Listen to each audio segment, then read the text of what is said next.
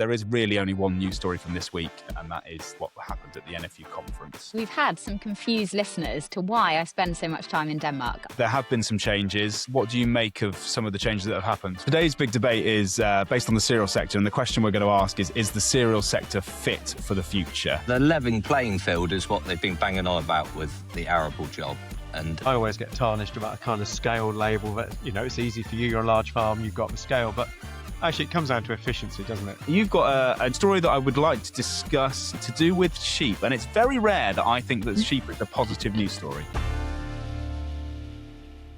This episode is brought to you by our headline sponsor, Virgin Money. Virgin Money's experience in agriculture goes back generations. They offer tailored financial support, including funding and loans to help you diversify, as well as solutions to manage your everyday farming finances.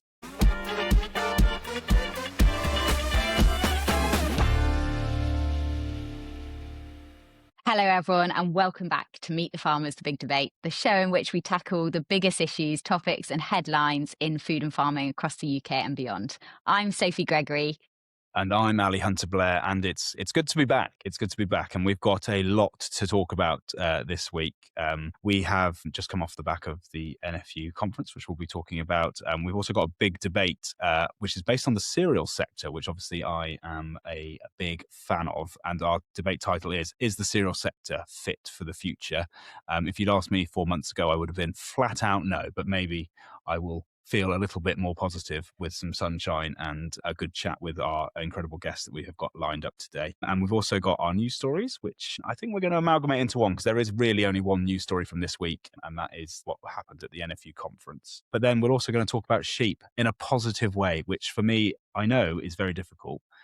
For context, we are recording this on Thursday, the 26th of February, and it will go out tomorrow on Friday, the 27th of February. A big thank you to our headline sponsor, Virgin Money, and our associate partners, Birketts and TELUS Agriculture and Consumer Goods. Now, my favourite question of the week, Sophie, where are you? I am, and actually we've had some confused listeners to why I spend so much time in Denmark. I'm in Denmark again. I'm an Arla supplier, so I'm an Arla member, and it's a cooperative, so we all own part of the cooperative, and it's a European cooperative, which means that our head office is actually in Denmark. So if you're elected, which I'm lucky enough to be, within the co-op, which gives us and our farmers a voice, I spend some of my time in Denmark, probably go 4 times a year. It sounds so glam, Ali, but we actually don't really leave the airport. There's a hotel attached to the airport. So we fly in, go to the airport, spend 2 days here discussing with our colleagues from Sweden, Denmark, CE, which is Central Europe, and England. And we discuss topics, we vote on things, and we bring the views from the farmers with us. So it's a really important part of how I sell my milk. And it's probably the best way for me to sell my milk without selling it direct. So I hope that clears up some people's concerns. I think some people thought I had another family in Denmark, or that I just didn't really like working full-time on the farm and I need an excuse to leave. But no, it is part of my day job. So I'm here again. I'm actually not in a broom cupboard this time. I am in the cloakroom. There are no coats here, so I don't think anyone's going to come and ask what I'm doing. But if they do, I apologise. Where are you, Ali? I think you're in your office as normal. I am in my office as normal. I'm scared to leave the farm, as you well know. I'm not elected onto any boards because people aren't that foolish. I'm back in my office, but I have been doing some farming, which is very exciting. I have been out in a tractor on a field and did not get stuck, and actually barely made a mess. So that felt like spring. We had a really nice weekend. It's just nice to feel some sun on your back and feel like you've actually achieved something. The crops are flying. We haven't really had a winter in terms of, wet, don't get me wrong, it's been wet, but we haven't had a winter, so the crops really haven't stopped. But this increase in day length, it's amazing. Like the oilseed rape I went through yesterday to put some sulfur into that, and it is flying. It is absolutely flying. It's also very nice to be driving across crops that look good, which is the first time I think I've done that for 2 years. And so yeah, I've been out farming. Also saw you briefly at the NFU conference, which we'll talk about in a bit. But I will admit now, before I get abused for it, I spent half term skiing with my family in the Three Valleys. But what else have you been up to? So if you're not always in Denmark, you must have been doing some of your AI farm. We actually have started calving. So every year we think we're due on the 10th of March, and it always happens in February. I don't know why we think every year it's not going to happen till the 10th of March, but yeah, I think we've carved about 20 now. They're calving well, which is exciting. What isn't exciting is the fields don't look quite dry enough to turn them out yet. So like you, I'm praying for a little bit of a rest in the rain, and that will really help us out and get the cows outside and doing what they do best in turning grass to milk. So yeah, I'm excited about that. Also bumped into you. We went to the NFU conference and we were able to meet with one of our guests at the same time, which was good. James, who's on later. I don't often get to go to the NFU conference because often it clashes with this board meeting. We have this same board meeting to sign off the accounts every year. But I was really lucky to do day one, and you, Ali, as well. I hadn't been for a few years, actually. I went a lot when I was younger. I was on the Next Gen board, Next Gen development board for a while, and I used to go quite a lot, but I hadn't been for a few years. I hadn't been in actually since last time was Therese Coffey telling us all to eat turnips or whatever it was that she was.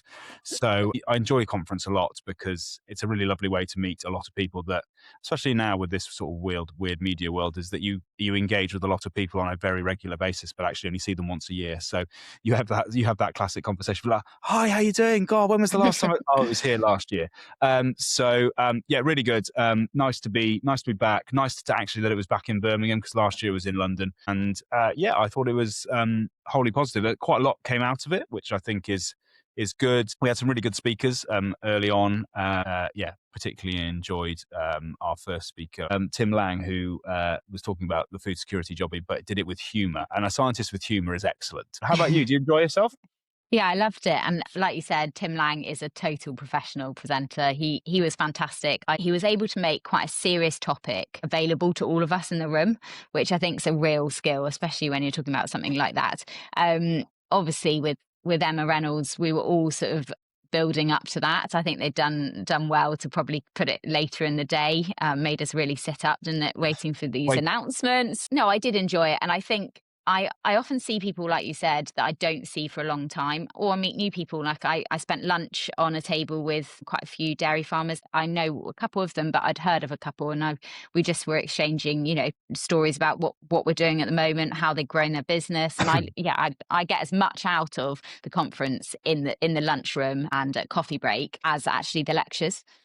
Yeah, that social interaction, that buzz is really nice to just feel, isn't it? If it gives you a sense of positivity. And I think before we get into the Emma Reynolds bit, which is, there's a lot that came out of her speech, and obviously a lot that has now been announced afterwards. There was a couple of bits, particularly with Tim Lang and Harry Smith. Harry Smith I particularly enjoyed. Talking about GLP-1s, these weight loss drugs, of which there are many, actually now having an impact on human consumption. It's now apparently attributed to a 2% drop in overall consumption worldwide because of the busting drugs, effectively. So I hadn't thought about that, which is, it's always nice to go somewhere and think about something different. Yeah, absolutely. And that GLP-1 thing will become more and more of a development, I think, in our modern world. I think all food businesses are looking at it now and changing lines, etc. And Tom Branshaw's opening delivery, I thought was excellent. It's the first time I've actually seen somebody almost give a TED talk, the walking around. And actually, I messaged you during the thing. I was like, where is the auto cue? Because normally there's those two clear glass perspex screen where the auto cue rolls up and you can't see it. And he was strolling around giving this TEDx style speech. And I was like, where has he learned 25 minutes worth of speech? Because that's incredible. And you were like, look behind you, and there was two auto prompts going, massive screen behind. So, but it's important to say that obviously Tom had challenge from David Exwood, but he was re-elected as the NFU president with Paul Tompkins as deputy president and Robin Munt as vice president, which is a change in the team around him. But I guess you think a positive change, some dairy in there. Yeah, it's actually the first time we've had a dairy up there for quite a while. So I think it's exciting. I've got to know Paul quite well from being on the dairy board, and I think he throws himself at everything he does, and he will make some meaningful change. I'm pretty excited. Tom has done a fantastic job. He's very good at looking from all sectors, and I'm pleased that he's got re-elected. It's a shame about David Exwood. I like him very much, but his time might come. Yeah, I did enjoy the speech being behind you, because I think at some point you thought that he was just directly looking into your eyes, which is hilarious. I thought he was going to. I thought, like, Tom, at least take me for dinner first. I mean, he was staring right at me the whole time, and I couldn't work out why I was getting so much eye contact from Tom. But that did, make a lot more sense. There was, and we should move on now to Emma Reynolds, really, because obviously that's the big takeaway from the conference on the political side. But I particularly enjoyed a bit of humour from an MP, which you don't get very regularly. Which she mentioned that we've had so many Secretary of States in the last however many years, and she said, I hope I'm going to be here next year. And Tom immediately, without hesitation, went, so do I, which I thought was just a really very nice piece from both of them. And I think you're right. It'd be nice. Tom has done a fantastic job. He's stood up where he's needed to. And okay, the family farm tax thing for the NFU they've sort of shelved it now, but they're still lobbying. But I think it'd be really nice for him to get a year, 14 or 2 years of being able to discuss something else. I think that's really important. I know there's been a lot of focus, and I know a lot of our listeners will be saying that it isn't far enough. And I would agree with the fact that it isn't far enough. But as somebody else once said, I can't remember who it was, somebody said they don't think they're going to get any more movement out of government now. And it'll be nice for the NFU to be able to split their resources maybe a bit more evenly across all of the other issues that we've got across the sectors. So, hopefully he can sink his teeth into that. And I think Emma, with her speech, has kept us guessing right up until that point. There were numbers waved around about what was going to be simplified. It was probably one of her opening lines, and we will simplify. And I think we probably expected it was going to be 20 options. It's gone from up there in the hundreds to 71. Yeah, 102, 71. Yeah. That was an interesting move. I think a lot of work has been done to identify where the money was going, which is important. There has been a real result in the power of lobbying to increase the cap, I will say. And I would really like to thank those that were involved in that, because I think it just shows that democracy works, and it also shows that the right information helps to solve something that could have been disastrous for some big farms. I do believe that we need to support all parts of the sector, but it could have been pretty disastrous if the cap had been where they originally said, right down nearly as a quarter of that. And the SFI announcement was obviously the big thing. I also like to take the fact that she mentioned the Batters Report, as obviously it's called within government, the Batters Report. And this Food and Farming Partnership Board is going to meet. The NFU are very much going to be a part of it, which was nice to hear. And they're going to be taking their first meeting in March. So what we talked about with Minette back however many episodes ago that was we were worried that this project was going to be shelved and actually never acted on. It's nice to hear that action is being taken, and actually to mention the Batters Report almost shorthand means that it's obviously it is going around DEFRA. It hasn't just been put onto a dusty shelf and never to be spoken about again. The considerations that Minette puts forward are being discussed, which is good. And also she said she was off to, I think it was Washington DC, to promote British produce. Again, that's another one of Minette's thing, increasing exports. What did you make of her, though? That's what I mentioned before, that my last outing with an MP on the NFU stage was to raise coffee, and that didn't go well for anybody. And I ended up actually getting blocked by her on Twitter. So that's my claim to fame. What did you make of Emma? I think she was, like you said, a massive upgrade. I think there were parts of the speech where, she showed excitement about a direct drill, that she was bringing that to the room as something that we might not know about. And I totally understand that she can't be across everything and understand, but I do think her communication ability was great. She was a good communicator, clearly, but there was definitely a political angle. And I think there were some really, really great questions from the audience. And I think although she did answer some of them fully, there were some that she was able to swing a little bit, which is how politicians, they're very trained in that way. But I think it's a massive improvement. I think she's probably genuinely a nice person as well, which I think is really important when you're in something like that. But yeah, I think she gave me a little bit primary school vibes, but that's fine. Yeah. But I think she was met with positivity. I don't come out of there and people sort of shouting about her or anything. Obviously, the speech is very cleverly written. It's a captive audience, and you say the right things to the right people. I think the point about questions there was quite interesting. She has a very nice style of going, "Thank you for your question. I will answer your question," and then talks for 5 minutes and not answering the question, which is obviously a great politician tactic. There was a really great question from someone on the livestock board about the animal welfare consultation to do with lamb docking and things like that, which she completely sidetracked and was like, "We're doing the consultation. I'm not talking about it anymore, and it will come out. So make sure you reply to it." And actually, anybody listening, do make sure you reply to these consultations. If you are strongly minded about it, which you should be if you have livestock, frankly, please make sure that you do reply to these consultations, because if we don't put our viewpoint across and then we whinge about things that have changed, if we haven't actually put our views across, then we are in no position to complain.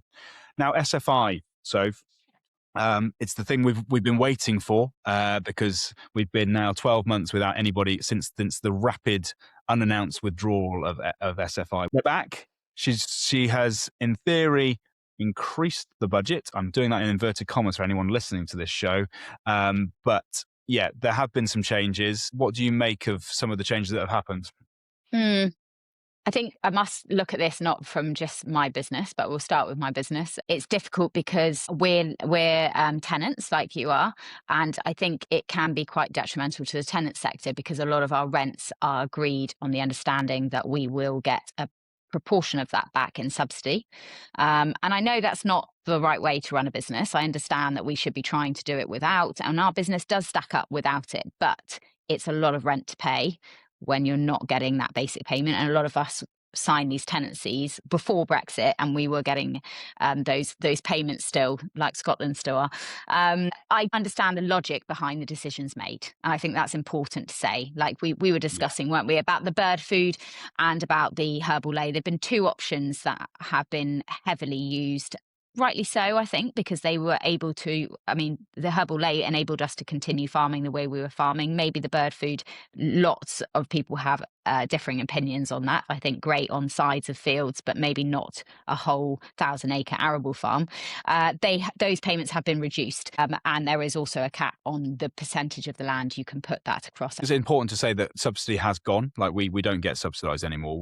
Everything that we do now for the money that we earn is income foregone based, or that's what she was saying. And there were rumours, I think we spoke about it actually, there were rumours that the income foregone model was going to be scrapped and they were going to try and make us do things because we're lovely people. And actually she was very clear on the fact that she was retaining the income foregone model. Whether we think that's right or wrong, I don't quite know. The bird mix element was probably too well spent, if I'm honest. As was the herbal ley section. It was a no-brainer, frankly, especially from an arable point of view. If you have low productive land, then the bird mix option ticked a better box than planting some very average wheat into it. And the herbal ley option, obviously in dairy, was a nice, easy, well, not easy option, but an option that was available to you, which you were probably already doing. But it is important to differentiate now that we're not subsidised. Everything we do, we earn. That's after a lifetime's worth of subsidy. It's important that people understand that there is a difference. We are based now on an income foregone model with this SFI scheme. Interesting that 25% of the current budget goes to only 4% of farmers, and that's why they've introduced this £100,000 cap. I know you had heard within rumblings that the cap was going to be massively lower, so that feels like a win. I think she said it attributes to 97% of farms will fall under that cap, so that seems like a very fair place to start. I don't think any of what she's done is a sort of malicious thing, if that makes sense. I think it's all done with thought behind it and with stats behind it. It's just understanding what the landscape for farming looks like going forward. And actually, I think the rental market is going to have to adjust to the new normal. We have done some really good environmental good with these SFI options. I think there has been some great changes in practices, etc. So, I think it's exciting. I suppose there is some negatives to the SFI. We've been very positive about Emma. We should strike some balance. Getting rid of species-rich grassland has been particularly, seems a particularly harsh one to remove.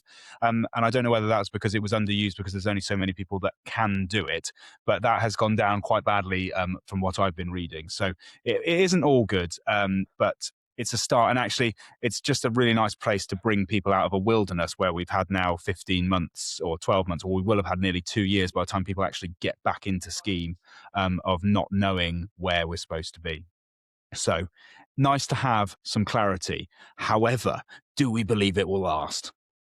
Who knows? Who knows who will be in post this time next year? We do not know, do we? It was a good day out. Nice to see you. And yeah, I thoroughly enjoyed a positive experience. And that leads us on to a very positive big debate. Is the cereal sector fit for the future?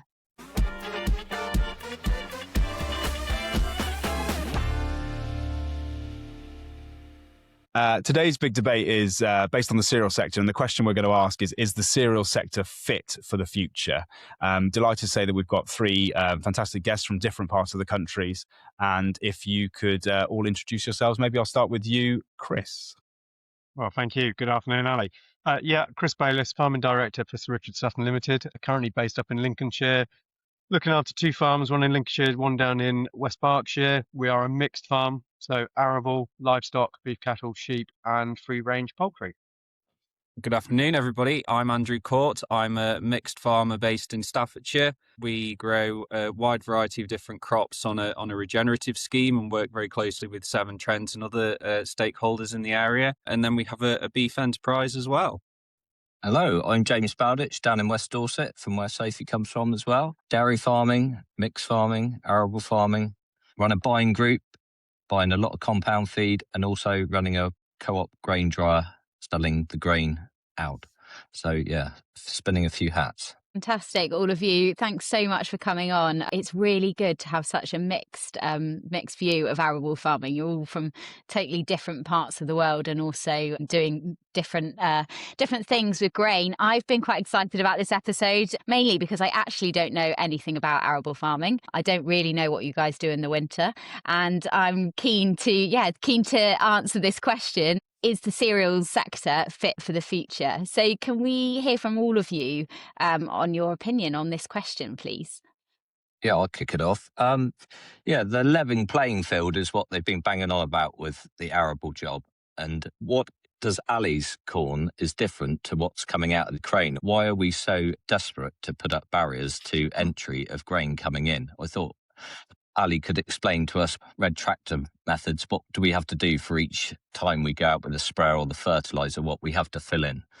Obviously standards has obviously been something that we have prided ourselves on in the UK, I guess, and it's something that is coming to the forefront with grain coming into the country, being met to the same standards that we are. I don't like to use the word forced to produce to, but we have to tick the boxes, don't we, to be able to sell the grain, to be able to put our red tractor stamp on the passport that goes out with every load of corn.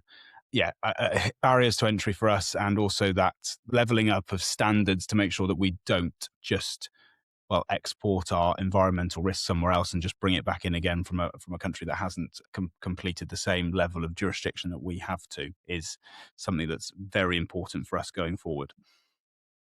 Yeah, to explain it to a dairy farmer, it's something like similar to the organic standards in this country to the organic standards in France or wherever. And yeah, our standards are very different to how an arable crop is grown in Argentina or on the other side of the world. So it's trying to put a difference to what we produce to what those imports are. Seasonal prices used to go up and down through the season, and now it's just like a dead line across nearly how far the prices have moved. And that's because they can just bring in the imported grain into the port facilities around the country. And basically the amount we've got in our sheds doesn't make any difference whatsoever. So these huge, great cargo vessels coming into the ports, and we have one half an hour from us, and that's what the price is locally. And you've got to compete with that. So there's no correlation to what the rain or season happens here at all. I'd love to hear from Andrew, because he describes himself as a regenerative arable farmer. Have you got I suppose like a red tractor equivalent for regenerative? Are you going to a certain standard in the way that you sell your crops? Do you need that, or is it a term that you use yourself just as a farmer?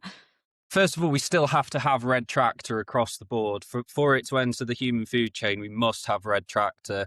we're in a very dairy heavy area, and there is a lot of trading between farmers where farm assurance isn't necessarily needed for the exchange of grain. But certainly to go into even a feed mill, it will require a red tractor assurance.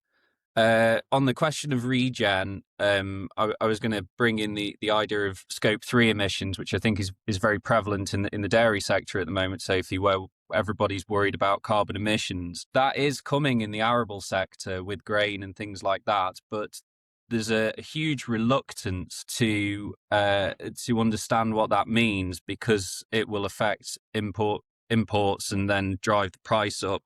So I think you've got the supermarket saying we want to have lower emission grain, but at the same time they're looking at their prices and thinking, well, I don't really want to pay for that, because it's mainly about nitrogen. Nitrogen emissions are the biggest polluter in an arable system. There's also a debate over what is regen, what is the definition of regen. Previously, we've grown for wild farms, which has its own regenerative standard, and that seems to work on paper.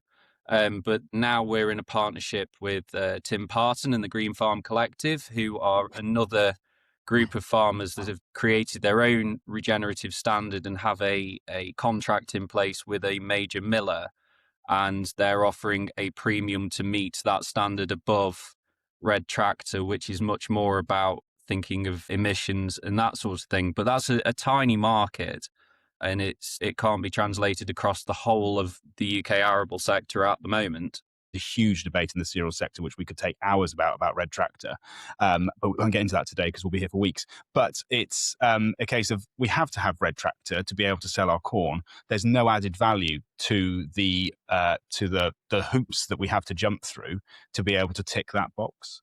But if I move just quickly to Chris, in the business, like obviously Arable is in a slump. I say it's on its backside, frankly, at the moment. We're probably sat with some of the best looking crops we have for a number of years, with a kind autumn finally.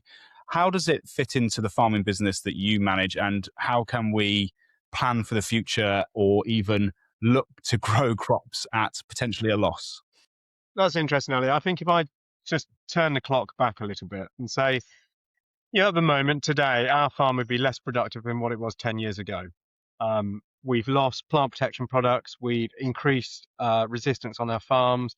So today we have a less intensive rotation, more extensive, more spring cropping, more break crops. As we know, in recent years, the performance of those break crops have been particularly poor, not just due to commodity price, but fluctuations in weather, huge variations in yield. So I just think at the moment we're in a really tough position. And when I look at the business, more and more working capital is required all of the time. And that's not so much in inputs, but that's in overhead costs, price of machinery, labour, cost of repair. And you just kind of sit here and think the farmers are being squeezed more and more all of the time. And it is a great risk. But for us in our business, we're positive. There's a lot we need to change. We do need support from our government as well. I think we've already spoken this morning about double standards, how we're quite happy to import foods from lesser production standards. But when it's on the shelf in the supermarket, there's no difference in labelling whatsoever. So, there's a lot we can do. But for us at the moment, the mixed farming system is kind of working for us, trying to turn our feed grains into different outputs.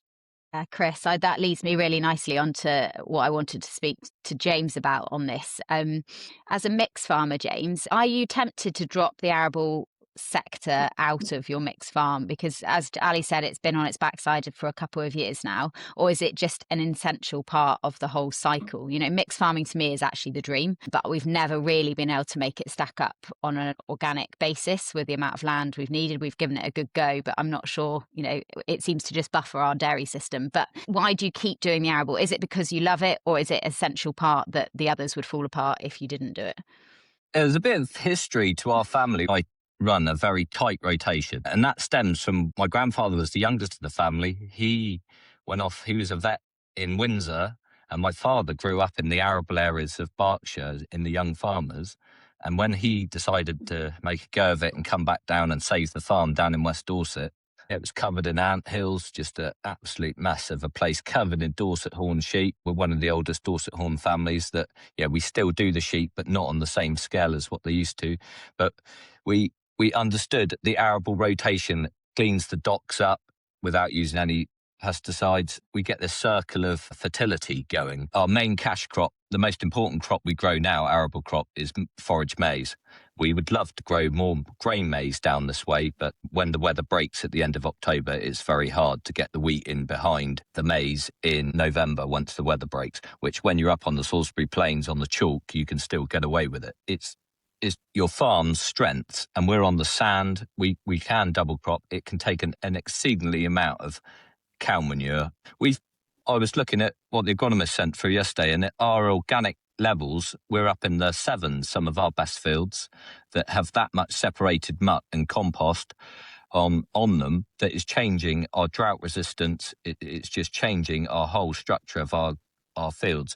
Traditionally, we always have really good crops round the dairies where we rotate the grass round, but what we're trying to do is move the muck away so all the fields get it. So we target certain areas wherever the maize rotation is for the spring. We've been hauling the muck out all winter, so we're getting ready to really give that ground a kick up the backside. And what we find is when we take on a new block of ground, and I only ever take on a new block of ground if I'm going to treat it like it's my own. And it does take such a long time to sort a farm out when you take it on. And I think you're in the process of finding that out, Soph, that it doesn't just happen overnight, and it takes real dedication and consistency to get there. That's the interesting, and actually it's going to lead me nicely to Andrew about sort of the regenerative stuff, because I mean 7% organic matter is a thing of dreams here at the moment. We have got a history of potatoes, an addiction, shall we say, to potatoes from I got through that. Yeah, I got over that. Yeah, and I fortunately my father got through that for me and came out the other side. But we've got fields that 8 years ago had organic matter levels of 1.7%. We've increased them by 18% in the last 8 years, which sounds great. But when you start at 1.7%, it's very easy to make figures sound a lot more attractive than they are. And I guess that mixed farming approach, and actually all of you are mixed farmers. It's only me that sat here trying to be an out-and-out arable farmer on 500 acres, which is a terrible business It's telling model. you something, Ali. It's a terrible business model currently, if I'm completely honest. I just really hate sheep. And the TB around us, I'm too soft to have cows because I couldn't face losing them every 6 weeks. So there are options there. Sheep are the obvious option for me. Andrew, I'd like to talk to you about that as well, because we are growing more cover crops in our sustainable system, as I'd like to say. And actually the farm would suit sheep better than it ever has done. We used to have them. Mum loves them. I replaced them with grandchildren to fill her desire, and I've managed to get rid of the sheep. But I guess with rising input costs, being able to supply your own manures and not have to buy in organic fertilizers, particularly if there is a tariff to come in on those as well. Our industry is completely front-loaded, and oilseed rape is a great example for me. It still performs really well here. We're very, very lucky. We haven't got a flea beetle issue, and 9 times out of 10 we can get a good yield of oilseed rape. However, the input costs to produce that field of rape are eye-watering. Do you think that can carry on, or is that sort of your methodology of we have to reduce this front-end cost if we want to be able to make money? So I was very much in this position this time last year. I was looking at our costs. As you say, oilseed rape is possibly the biggest gamble you could ever take, because you spend 90% of your money on it from August to January. And I have got within 2 weeks of harvest, and the whole crop has gone flat on the floor with the heavy rain. And you're suddenly gone from £10,000 of profit to £3,000, £4,000 of loss, which is very difficult to stomach. So I tried last year to take a slightly more holistic approach, actually thinking, do I need to put these pesticides on that the spray companies tell me that I do? And I took a risk. I had quite a weedy oilseed rape, but it was a lot more profitable and a lot less risky. But this year I've really jumped in to try and find another way of doing it. So I've gone from focusing on high expensive pesticides and other artificial inputs to focusing on trace elements and things like that. So I've invested in quite a few IBCs worth of different soil nutrients, and each application is much cheaper, and I can make the decision whether the crop needs it or not do I want to risk making that application or not? And it sort of offsets the risk to a certain extent. But equally, again, as you said, Ali, we're a mixed farm as well. We do bring grass into the rotation to rest a field, but also to spread the risk into the livestock as well, because if one's having a bad year, hopefully the other isn't. But it's all about scales, economy of scales as well. It is a really big issue in the arable sector, because one of the things that never gets talked about is the cost of machinery is absolutely ridiculous compared to what it was 15, 20 years ago. It's astronomical for kit these days. Yeah, well, I want to come on to that later. I'd like to hear Chris's opinion on this sort of input cost side first. But yeah, the cost of the overheads, as Chris mentioned early on, is now, a 150 horsepower tractor is pushing 200k. You're sat there with £1 million worth of kit in a shed for 6 months of the year on a 500, 600 acre arable farm. It is eye-watering, and I know that Sophie, when she gets an opportunity to challenge, will be like, "Well, that's a lot of dairy cows, and I could feed a lot of grass into them." So, and it is, and that's where I say our cooperative with our next door neighbours, who are also about 500 acres, a dairy farm, a tenant. We've been running that for 20 years. Without that and the ability to share a combine, to share a topper, to share a hedge cutter, all of the things that we had one of each, we would have been. I genuinely attest to the fact that we're still here because of this partnership. And I guess, Chris, on your scale, that's a slightly different thing. You can have more in-house, but your input costs are still the same as everybody else's, and we're still looking at a very heavily front-loaded system. Yeah, we are, Ali. One of our objectives on the farm is we're trying to get all of our P&K amendments now from organic materials.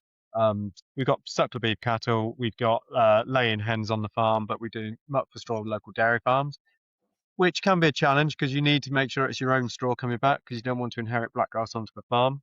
We're now looking at a project if we could actually turn that into a farm compost. So then we could have a more consistent material we could actually apply in the growing season, hopefully reduce our fertilizer inputs as well. But that's all a challenge as well in terms of planning and regulation. So, that's another thing. We keep saying that there's a lot we'd like to do to make our industry more sustainable for future. But then when we come up with some of these good ideas, we can get hit by planning regulations. The majority of our farm here in Lincolnshire sits in the AONB, Lincolnshire Wolds. Beautiful place to farm, but we can't build any sheds. We can't do anything up here to actually enhance our infrastructure. Machinery wise, like you say, huge costs. And I think in the future, personally, we will spend less money on the actual tractors on the front, but more money on the influencer towing up and down the field to try and get more efficiencies. You've all talked about reducing inputs in some way, probably from seeing it in the dairy sector as well. Is it a moral thing for you guys, or is it more around just making your farm more fit for the future financially? I think a farmer, if he's not a businessman, he shouldn't be doing it. That's my brutally honest opinion to it. And it needs a very good businessman. You're working to a very tight margin. We're competing with someone producing grain in South America. That is what we're dealing with on the market front. What can you do to differentiate yourself? You can haul it to the mill yourself. And today we're hauling it to the mill and we haul our compound home. So that I would never want to be a haulier, because if you never full both ways, it's just a waste of time. So it's all these things. You've got to learn how to, be the best businessman you can. And it's like some of us can say, oh, we think we spend too much time sat at the desk. But if you don't do that bit, everything else, the wheels just come clean off. And if you don't know where you are, you can't go and ask for investment. And we all know if you get your SFI wrong or whatever coming forward, or miss a period, that is a big problem going forward. Thanks, James. As everything, sustainable bottom line is the most, you can't be sustainable without a sustainable bottom line, can you? Andrew, what is your view on this? Because you are obviously reducing, was your first sort of dipping a toe into the regenerative, was that about reducing inputs, or is it just the way you wanted to farm? So I guess initially, because we only took over the family farm 5 years ago, and my background was in mechanical engineering, and there was a module in my university course on soil science, which really chimed with me, and I sort of discovered it through the engineering path. But I think that I would agree that it is very much about the bottom line and making the farm sustainable from a financial point of view. I'm even smaller than Ali. I'm only growing 200 acres of combinable crops. And to make that work in my area, I needed to hit niche contracts to get those premiums to make it worthwhile. And that is one thing that has certainly led me down that path of regenerative, because I need to hit the high quality. I need to give something extra to make it work. And so far I've managed to make that work, but there's still capacity for more yield on the farm. That is our principal driver. But I'm becoming invested in it from a sort of an ethical and an emotional point of view. I believe in what I'm growing. So I think that really helps me on my journey. I think that's really interesting, Andrew, because I have been saying since we started this podcast that I am growing crops, unlike James or unlike all of you who are putting it back into livestock and turning your calories into something that can actually be eaten. Actually, Tim Lang at the NFU conference said he wanted to boil it back down. If the world imploded, I think he said there's 34 distribution centres for supermarkets. If drones hit each of them, the entire supermarket chain would stop tomorrow. Could you feed your region? And I looked at my farm and went, well, if they like malting barley and feed wheat, then yes, absolutely, that would be great. But aside from that, I'm not really creating any food, really. I'm creating sugar beet that goes to create electricity, which should be going into sugar, but they shut down all our factories this side of the country. I'm creating feed wheat that goes into a chickens. And don't get me wrong, in the Wye Valley, I'm inundated with chickens to send my wheat to. But I actually wouldn't be able to feed anybody really with what I'm growing. And that's where I wonder whether the niche things, I wonder actually, Chrissy, especially on your scale, do you believe there is a future in here for the smaller arable farm, or do you think scale has to be king now? Obviously you see the PX farms of this world who, I like James a lot, and what he has gone on and cracked on with is phenomenal, and the scale of the machinery. And as a shiny metal disease specialist, to see his machinery out and about is incredible. But I wonder whether that has to be the model now. Does the 6,000, 5,000 acre farms the future?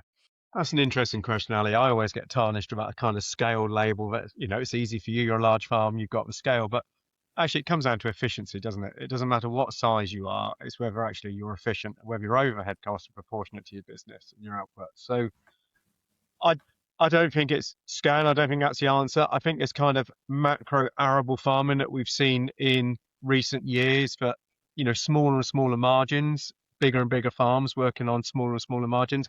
I think that's coming to an end. I think with machinery where it is now, we cannot afford to continue like that. I think we need more collaboration because, we all talk about mixed farming models. I think all of us here today are mixed farmers of some sort.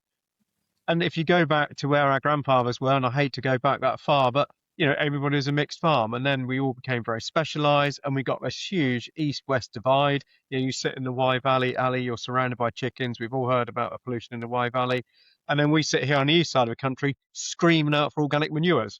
We need a home for our feed wheat, and we're screaming out for it. So I'd hope in the future we could get more collaboration. It doesn't mean we all need to be a mixed farm, but could we have supply agreements with dairy farms, arable farms, livestock farms? And we've been approached this year by a farm in Cumbria whether we would grow maize for them. Now that on paper seems very difficult to achieve, but actually it's something I want to explore because I think it could work for us.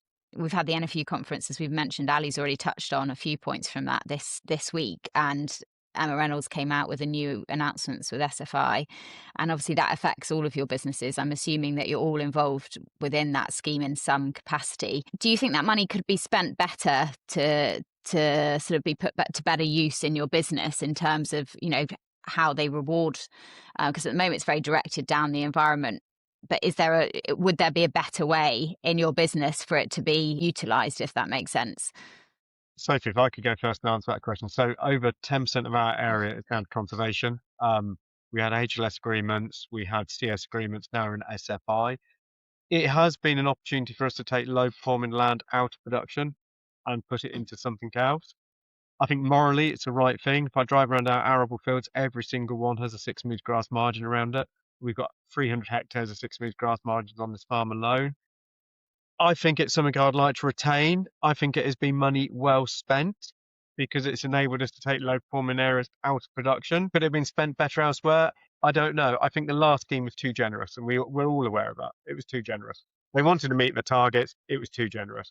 Whole farms in wild bird seed mix is not good for the actual option and it's not good for us as an industry. So yeah, I just hope we can come out with a better balance in the future. Yeah, and James, you as you've got most sectors under your farm. Do you think that the SFI could have been put to better use, or do you think that it was actually the right thing to do at the time? In our area, I'm staring at where I've got all these landscape recovery options coming at me. And I'm parked up here this morning trying to work out how's this going to work with SFI or not, how do they overlap? And no one has a bloody clue. So they just chuck the ball up in the air again and see where it all lands again. But your better areas on your farm, keep farming them. We had a lot of people locally go, oh, that £10,000 ceiling on the SFI. Oh, that's terrible. It's like, well, go and do some farming, please.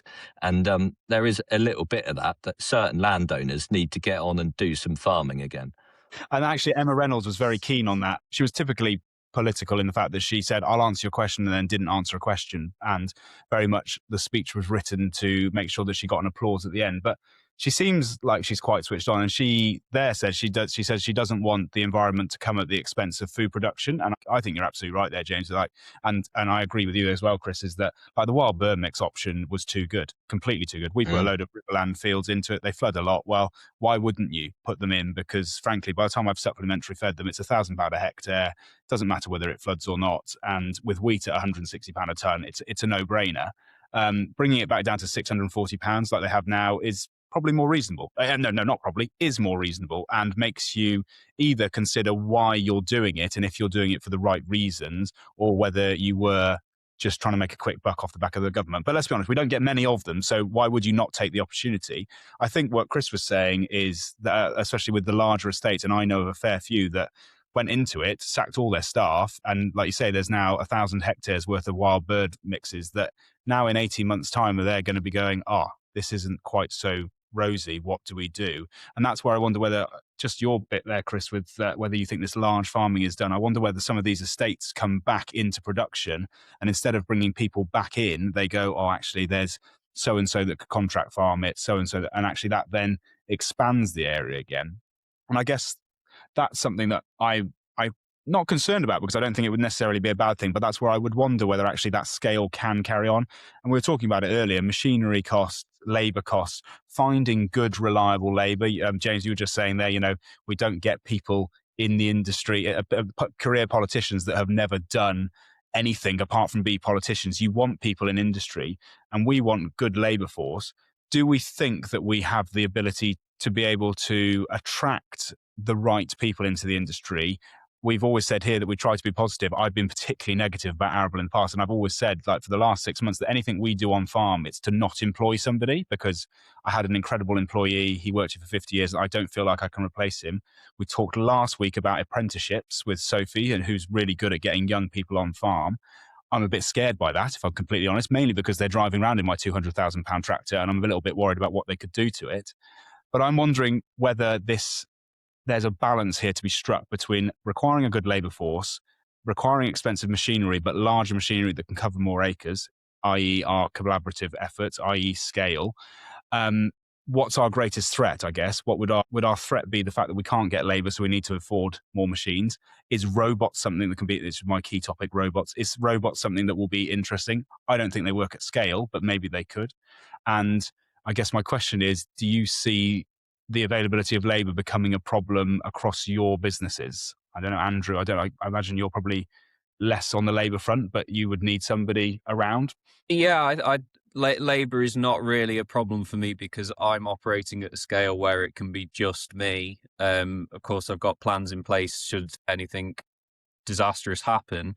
But labour is an issue, and one of my friends is one of the biggest contractors in Northern Ireland, and he's saying, for employing people today, they want very different things to what they would have wanted 10, 15 years ago. So now you can't go out and buy your bog basic tractors for carting silage. They all want CVT transmissions and fridges in the cab and all this sort of stuff. So that gets more expensive.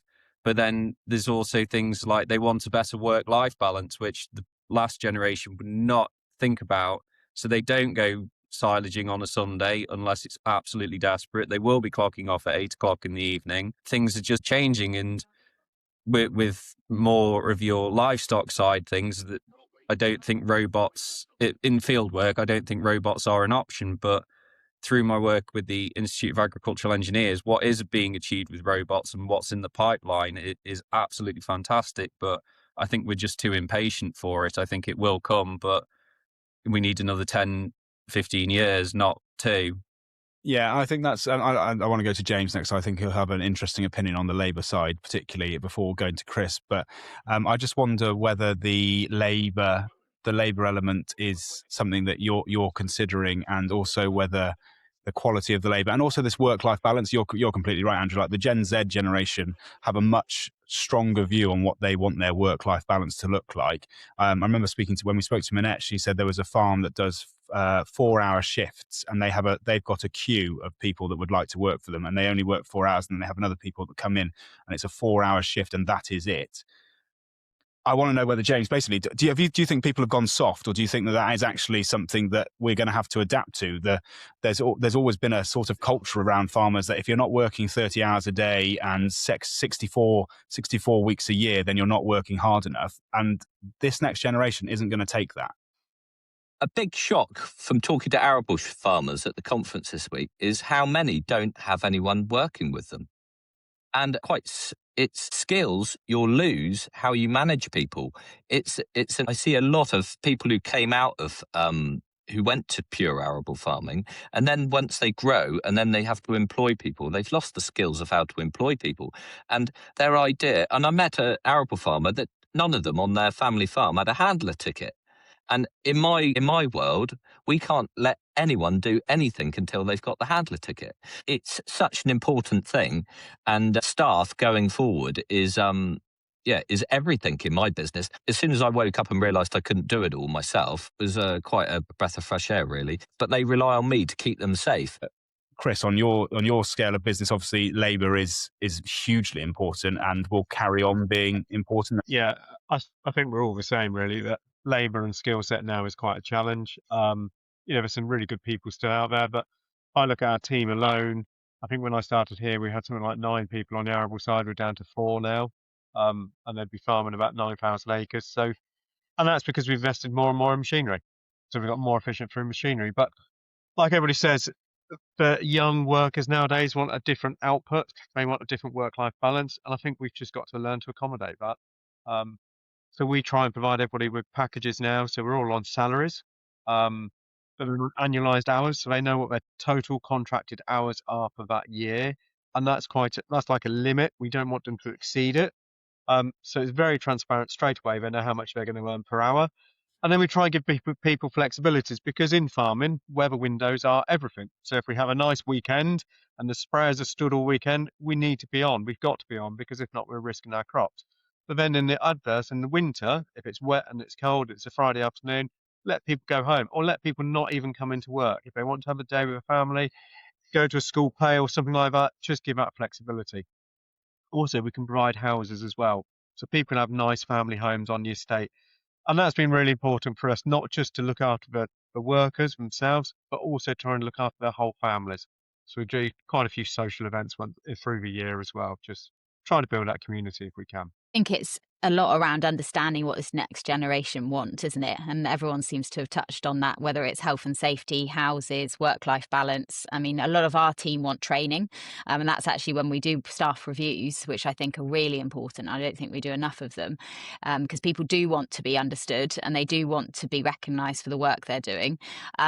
Is that they come to us and say we want training, which actually my generation would never say. So it is interesting how the generations have changed. I want to bring it back to the main question: is the cereal sector fit for the future? And I just want to, everyone here in the room to summarise what they think. So we'll start with Andrew. What do you think? Is the cereal sector currently fit for the future?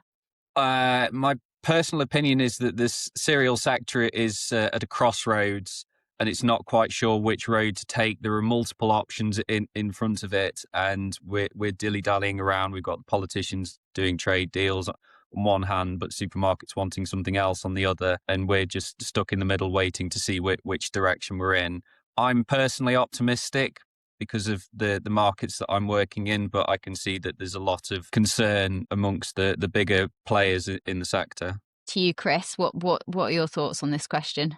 Yeah, I'm optimistic. We have to be optimistic. But I think in the current format, we can't compete on the global scale. And I've got some friends who farm in the US, and one particular farmer, he's first generation, he's farming 10,000 acres now, and he has got a tractor and a 36-meter planter. He can plant 1,000 acres of corn in a day. How can we compete with that? That is one man, one tractor, one drill. Here, I'd have to have two people on two tractors, two drills, and they would struggle to get 120 hectares in a day. So how can I compete with that on a global scale? And we're totally unsubsidized now as well. And I think we just need more transparency, we need more collaboration, and we need to hold on to the value of our own commodities and not just be price takers. Thanks, Chris. That's great. And what about you, James? How do you feel? Yeah, in the end, the market is king. Demand and supply will rule. We do have the demand in this country, so look at that as a positive. But yeah, stick to your margins. Do not do things that don't add up. And as I said to Ali, arable farmers have a lot of time to diversify, which is something that arable farmers, they can change their shed usage, they can convert their old buildings. They haven't got calves in every nook and cranny like I do. So it's making use of your whole asset worth and make the place attractive for your next generation to come and work with you, because it will be a long, lonely retirement without someone coming on behind you. And that's kind of make it attractive for the next generation, whoever it may be. That is a very, very thoughtful thing to end on, that, James. I've enjoyed that a lot. But I think you're completely right in that as I've got older and as farming and politics have changed, my view of the farm has changed dramatically. When I came back from university, I wanted to farm every acre. Environment was a bit of a side hustle. We were doing a bit of mid-tier, and before that, the old countryside stewardship. But actually, I wanted to be farming every acre. And now, with our diversifications particularly, I appreciate much more the intrinsic value of what we have on the farm. As arable farmers, we have got a bit more time in the winter. We've got to tick the shooting and skiing boxes, because I know Sophie will challenge me on that later. But we have the opportunity, and also we have, on our farmstead, we've got old traditional buildings, which 10 years ago I would have told anybody that listened they're a complete waste of time. But actually, there's a value to them that needs to be addressed. From my point of view, it's a landlord versus tenant debate, and who's going to invest in the landlord's buildings. And that's something that is a different and ongoing battle, because if you're going to invest £500,000, maybe you're better doing it on your own property rather than on somebody else's. But we're here for a very long time. We've got lifelong tenancy, we've got succession. So that is something that I think we do have an opportunity in. I think, as you were saying, Chris, and actually we've all touched on it, this fairness in supply chain is something that we're all very aware of. We haven't really gone into the depths of it, but the transparency to what is coming into the country versus what we produce is very, very important. The cereals session at the NFU was talking about contracts and that sort of thing, and also the Red Tractor review. It's really important that we do have this clarity, and we can't just import any old nonsense, or more importantly, we can't just export our environmental desire to somebody else. That's something that has been made very clear. So thank you very much. I particularly enjoy your view, Andrew, on regenerative. I think there is definitely a future there. But I would just like to say thank you so much to all of you for taking up an hour of your time to talk to us today. This has been interesting and thought-provoking, and it's nice that there's some optimism there, because it will carry me in the battle I now have with Sophie once this is finished. So thank you very much. If you run a farm or business, you know that paperwork changes faster than the weather. Case in point, HMRC's Making Tax Digital for Income Tax is arriving this April. Now, if you use profit averaging to manage those fluctuating years, there's some good news. You've likely secured a deferral until April 2027. But while that gives you some breathing space, it doesn't mean your current receipt system isn't reaching its expiration date. And that's where TELUS Farm Accounting comes in. Their software is built specifically for the unique complexities of farming, like profit averaging and seasonal cash flow. Its MTD ready streamlines your record keeping and makes those upcoming quarterly updates a breeze.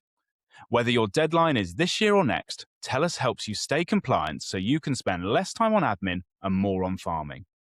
Get ahead of the curve at telus.com/MTD and speak to their UK-based team today.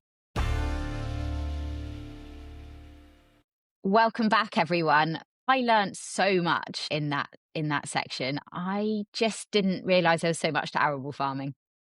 I really enjoyed it. It's a really nice mix of people, and actually a mix of farming sizes, scales, methods. It's again always that thing is that we could have delved a lot deeper into lots of different things. This is part about that, his friend that can do 1,000 hectares in 1,000 acres in a day with a 36-meter drill and all the rest of it, and trying to that competition, I guess, is something which is why the question is phrased like it is. Are we fit for the future when one man on a tractor in the States can farm 1,000 acres in a day, and we're going to be there for a week trying to do the same thing? So, really a very wide-ranging discussion, which was good to hear, and some positivity, which, as you well know, I have struggled You with. need. I just find it fascinating. This is my big thing, is I find it fascinating, even after a good few years of either terrible harvests or terrible prices, that you guys still want to do this day in, day out. Like, it still seems to be the core. And I still can't get to the bottom of that, Ali. The phrase "want to do it," I think, is probably a key there. That desire has dwindled, particularly after two challenging seasons. I guess it's across all farming, though, isn't it? You have to be optimistic. Dairy is also a commodity, and that is in a downturn at the moment. But I know full well that you will be optimistic that it will come back up at some point in time. I guess the difference is that we have here is that we have one crop per year. We have one harvest per year. We have one chance to make money out of the thing that we grow on an annual basis. You, as a dairy sector, are producing milk every single day. You're harvesting every day. And that's the biggest difference, I think, that we have in terms of business structure, is the opportunity to go again and do it better almost happens on a 24-hour cycle, whereas our operation happens on a 12-month cycle. And you're so hopeful that the weather will be better, frankly. That's the biggest gamble. It's something actually we didn't really touch on in the debate because no one wants to whinge about the weather anymore. But I would say 80% of the production capacity of this farm is outside of my control. And that is a stupid business model, frankly. But like you say, how many harvests can you go on? How many harvests can you do it without going, well, let's just throw the towel in? I think I've probably got a 5 harvest limit. That's, I think, where I'm at. That's what I did with my soy when I tried to grow homegrown protein and grow soy. I had 5 harvests at it. 2 were okay. 2 were a complete disaster, and 1 was break even. The 5th one was my breaking point. So, yeah, I'm hopeful for a better season this year. It sounds like a lot of it's around mindset, isn't it? That it's that resilience that you think it will come better that keeps you going. Has it made you think about, this is the time, you've got your young kids coming through, they quite like the sheep, your mum's still around, she loves the sheep still. Is there an opportunity now, Ali, to add that, to maybe make your business a bit more resilient? I think it goes back to that Tim Lang thing that we heard at the conference, is that could you feed your region, and what are we growing? And actually all of the stuff that we have done in this podcast about what we are growing and why we're growing it. Watch this space. Yeah, I never say never. The ironic thing is that sheep would suit our system better than they ever have. We grow more cover crops. We have the ability to outwinter the entire year. We haven't got to bring them in. The stalling point is still me. I am the stalling point in my business at that point because I still hate the damn things. And my children are probably at 6 and 3, a little bit young to be messing around with sheep too much. I still think that there's an opportunity there. And I think, like I say, watch this space, because I think there might be an opportunity this summer to do something different. So yeah, I think the mixed farming model is better, because let's be honest, having all of your eggs in one basket, sorry, pardon the pun, is a bad idea in business as it is. I know a farmer across the river would always say, never let one part of your business get much bigger than the other, because it's nice to have equality, when one is down, the other one might be up. And that would be a prime example. Now, if you're a mixed farm, okay, Arable's on its backside, but the beef cattle is incredible. So I haven't got them just yet, Soph, but you never know. You never know. I suppose it's difficult because you want that quiet period, don't you? You want the times that you can shut everything down, whatever you want to do in the winter. But if you get livestock involved, it does mean that someone has to be there, doesn't it? We had a really good chat around people, because I know, like, as you've openly said, you want to actually protect your business from employing someone. But then that if you have livestock, you're not going to have the same freedom as you have had. It's just one of those things, isn't it? You have to be there. So it's interesting, isn't it? I found it fascinating, the topic that Chris was talking about with how he now is keeping labour in terms of houses, in terms of like an amount of hours per year. I've never heard it being talked about in that way. I think that understanding, like we said, the next sector is really important, because I think in any of our sectors, that's one thing we've really got in common across sector, is that people piece, isn't it? No matter what sector you're in, the people piece is just. And I think, do you think, Ali, that the tech will come quick enough to mitigate that people piece? Is tech round the corner? Because I know Andrew was touching on it a bit, but is it there around the corner? Because I do think, the cost is getting up there with employing people. We're getting these grants from government now. Do you think it's actually quick? I know you're not flat and the robots is a bit of an issue and you have tried it. But is it going to come quick enough to mitigate that labour? The problem with the tech side is it's only as good as the person that is operating it. So you're always going to need somebody to operate it. I think I'm probably in that period where I'm like, I can do it all because I can manage the diversifications, and there's almost that, like, we can do more.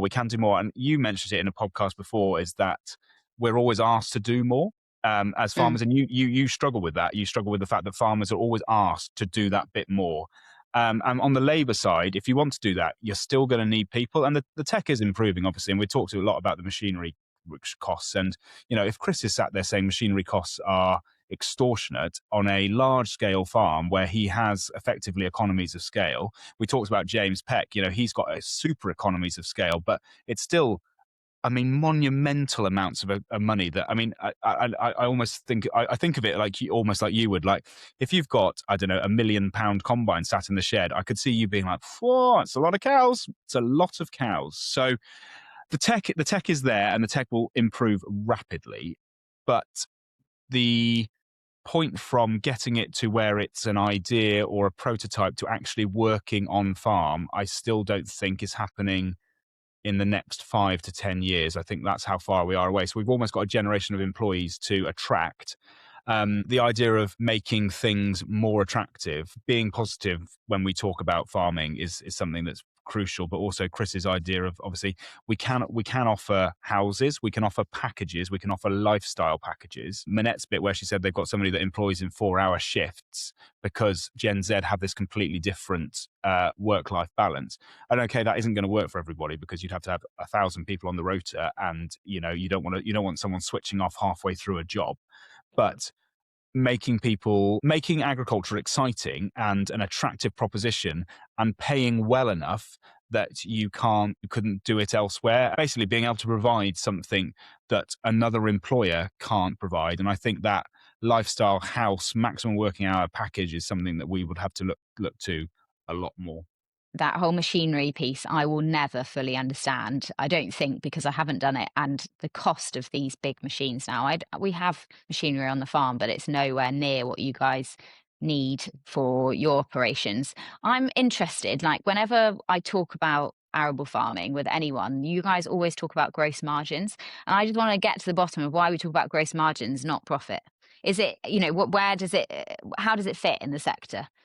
I guess gross margins it's an easier way to work out what a margin is per crop, because overheads are very difficult to attribute to different crops particularly. So, unless you'd have to be, well, you can do it and it's very much doable, but how many hours does the tractor spend spraying barley versus does it spray it? And then how are you depreciating what it's spraying on barley versus what it's spraying on wheat? If you go out for a spraying for a day, maybe you'll do a bit of everything, making sure that you attribute it to each cost. So your net margin, which, let's be honest, is the important one. Gross margins mean nothing. Gross margin is vanity. Net margins is sanity, that sort of thing. It's the same with turnover, isn't it? Turnover versus profit. Turnover is vanity, profit is sanity. Gross margins are just a very easy comparable for farms to do, because you look at your input costs, you look at your outputs, and it's very simple then to compare and contrast to other farms. Overheads, in the same way, I guess, that dairy would be as well. Like, your net margin and your overheads would be completely different between each farm. And obviously, when you're sharing machinery as well, that becomes a little bit more difficult, because we know the splits that we have, but where the machinery gets used. So a lot of it, I think, is just for a simplicity's sake, because working it out exactly per crop in a mixed farm is quite difficult. And also, you can't budget, because that's the thing with gross margins, is that unless you put a sensitivity analysis into them, you've got no idea. Because we budget on 3 ton an acre of wheat, because I'm pretty confident that we'll be able to hit that. We just about hit it last year, but I'm aiming for 4 ton an acre of wheat, and we'll budget on £160 a ton for wheat. But actually, I'm really hopeful it's going to be closer to 200. So you can't set your the margins move so much, I suppose, that it's easier just to do gross margin than trying to split everything up. I've learned so much in this episode, and I think I'm going to have to do some more reading on it. I really liked how different the sectors were. I don't think we dug enough into James's, the mill, and why he does that. And I mean, I'm assuming it's to do with resilience and having more control over his products. But I think we've got some real innovators in this space, and I think we've been very lucky today to talk to them. I think there are innovators there, and I think the nice thing about this whole conversation is that it is positive, and in a sector that has been hit pretty hard for the last 12 months, whether that be weather, pricing, the same, or all of the above, politics. It's nice that everyone sees a future. And actually, if you'd asked me 4 months ago, I probably wouldn't have seen a future, but now I do. And I don't know whether that's because it's nice and sunny outside on an occasion, and it's still light at 6 o'clock, or the winter is over. But there is positivity out there. And speaking of positivity, you've got a story that I would like to discuss to do with sheep. And it's very rare that I think that sheep is a positive news story. Oh, yeah, we've got a great one for this and finally piece today. There was an incident on the 2nd of February, a Monday, at the Quarry Wood in North Yorkshire. A member of the public reported a sheep stuck on a ledge in a disused quarry in Ingleton. And the team gave the sheep the opportunity to self-rescue. But we all know, anyone who knows about sheep knows there's not a chance that would have happened. That's the biggest oxymoron I've ever heard. A self-rescuing sheep.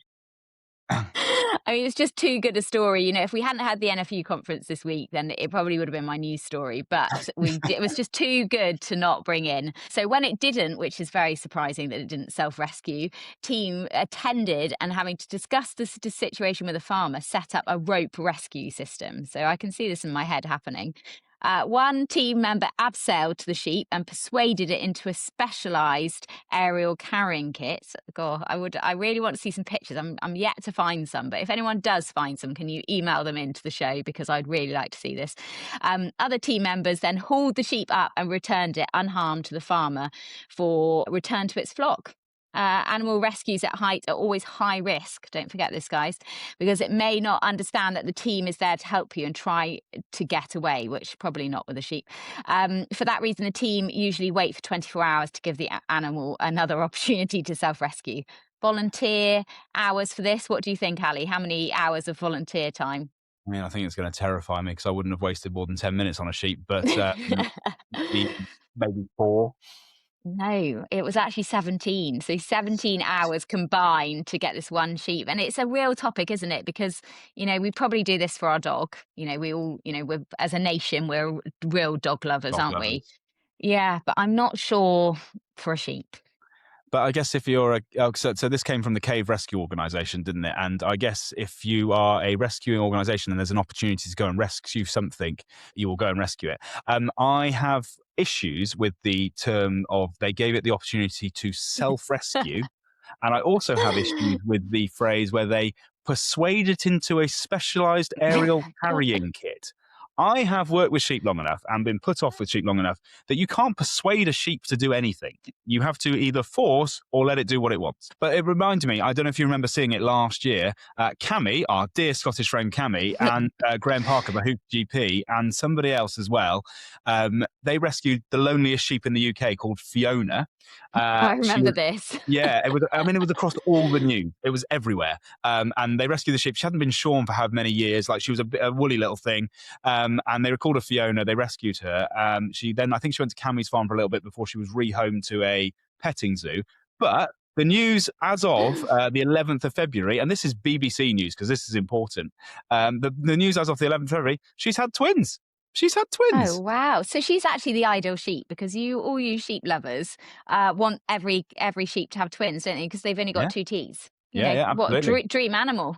Yeah, she's on 200% lambing. She's got 2 live lambs. She was rescued from a cliff, and that is a very happy ending for this episode. Absolutely. Thank you everyone for listening. Please subscribe to the show if you don't already, and message us on socials or comment below if you're watching on YouTube, or email thebigdebate@ruralpodmedia.co.uk. Please sign up for our mailing list. Link is in the show notes. And thank you to our headline sponsor, Virgin Money, as well as our associate partners, Birketts and TELUS Agriculture and Consumer Goods. Please subscribe and share, and Ben will be with you for another episode next week, and we'll see you in a fortnight. Thank you for listening to Meet the Farmers, The Big Debate. Our headline sponsor for this episode was Virgin Money, whose agricultural team has years of experience in supporting farmers up and down the UK. Meet the Farmers, The Big Debate is supported by UK top 50 law firm Birketts. Birketts expert lawyers can help you manage your estates, businesses and assets. From succession planning to environmental compliance, Birketts offer practical, tailored advice to your needs. Whether you're a landowner, farmer, or agribusiness specialist, the team can support you in achieving your goals and safeguarding your future. Find out more today at www.birketts.co.uk/ag.